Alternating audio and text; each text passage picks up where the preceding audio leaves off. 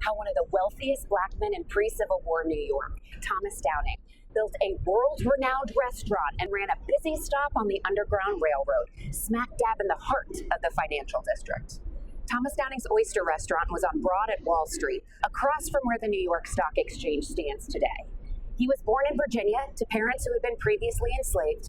When he moved to New York, he worked as an oysterman and then worked his way up to found his very own, very high-end restaurant with bright chandeliers, fine linen tablecloths, and very fancy plates. His restaurant became so embedded in political culture here that word made it all the way over to England. Queen Victoria ordered some of Mr. Downing's oysters be shipped over to her so she could sample the delicacies herself. Allegedly, she was a huge fan. Mr. Downing's restaurant was so successful, he was able to rent out the basements of adjoining buildings to store his many, many barrels of oysters, beer, and wine.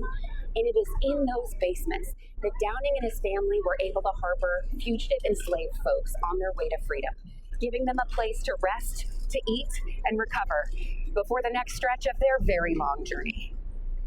I don't know how many people pass through Downing's basement, but I do know this all took place about 3 blocks west of the official New York City slave market.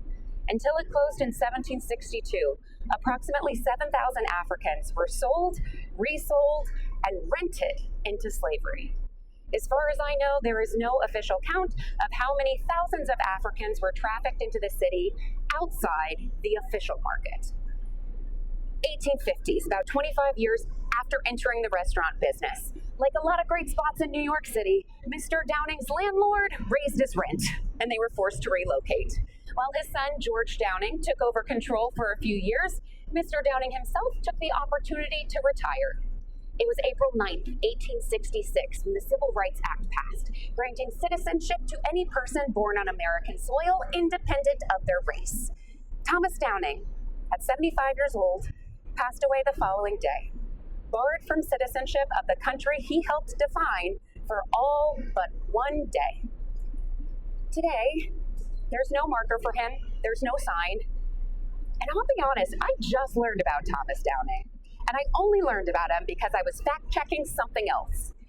And when I learned about him, I learned that I had my facts wrong. Had you asked me before, what's the oldest fine dining restaurant in New York City, I would have told you the exact same thing that Google still says today. Delmonico's, Beaver Street, 1837. Nope.